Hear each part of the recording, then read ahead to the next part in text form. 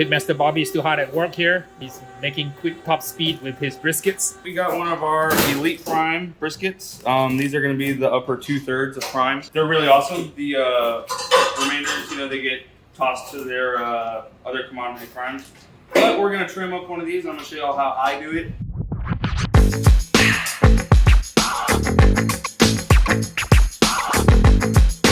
I would think that one that's got a good amount of bend to it, obviously marbling, you're gonna look at it. One that's got too much like really hard fat on the top of it, I'm not interested in. I like for it to be, how do I explain it? Well, it's softer, but also I like for the fat to feel like it's kind of cohesive against the meat. It's not like super separate. Because one, to me, that's an indicator it doesn't need a whole lot of work. So I always start out by taking this decal off. And I use my Woostoff.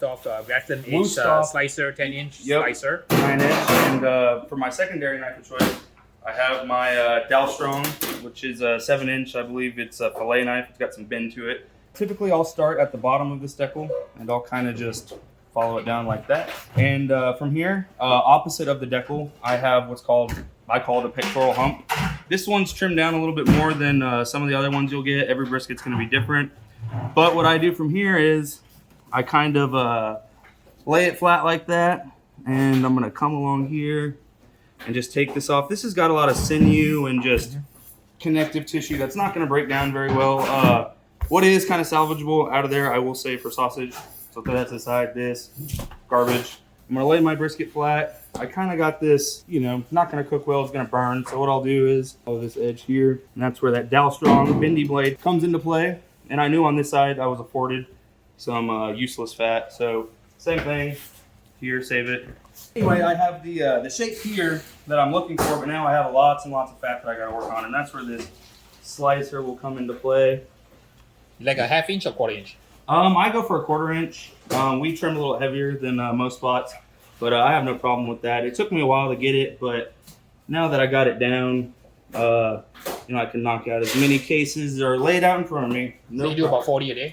Somewhere in there. Lots of people, they like to give me crap about it, but I look at it as like wearing sunscreen. Like, I know I'm not stronger than the sun. I know I'm not stronger than this knife, and one day I will be on the wrong side of this equation, so always wear a cut glove. Safety first, y'all. Looking good, Bobby. So now rinse and repeat 40 times. 40 times, you know it.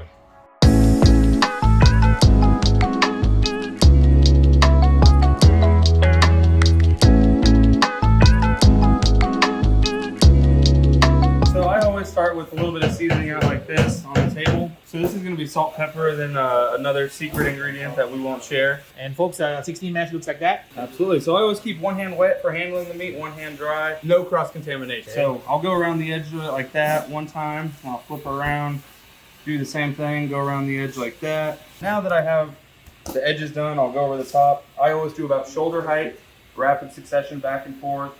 It makes the seasonings fall right where they need to, in my opinion. If you ever have trouble with, like a lot of people, they have trouble, like this is secondhand nature to me, the sprinkle. Using shakers is a great way to mitigate any sort of trouble you may be having. We are here this morning at 5 a.m. So we're gonna go fill up our big Bewley, and we're gonna get going for the day.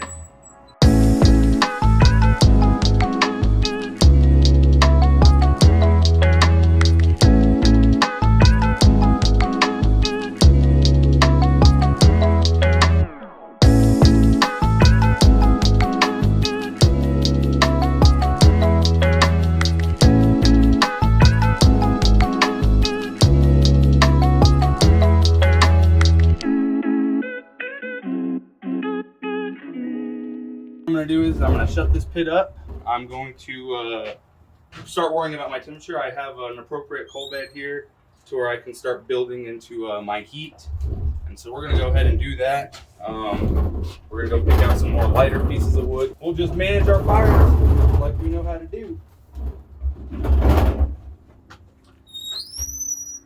What we have is our dampener here. Inside of here we have our fire. Around 255 degrees, it's going to shut down. And what that's going to do is it's going to dampen the fire, and it's going to prevent it from getting any hot. Absolutely. So this little automated device pops on and off, and then you can hear it clanking during the night. And So right now you're starting up the fire. So before it burns down the embers, you leave the door kind of ajar. Mm-hmm. Let it burn down to embers. Mm-hmm. Now, how often you need to feed a log in there?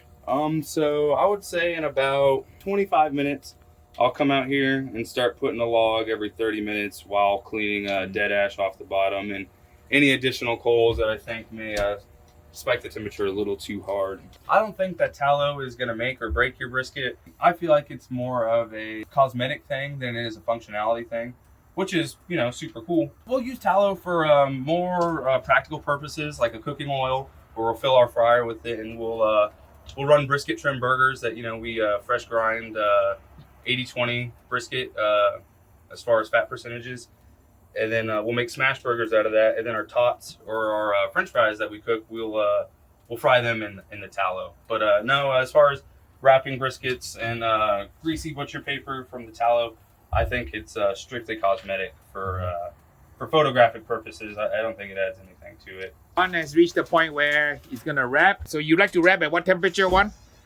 175. 175. Okay.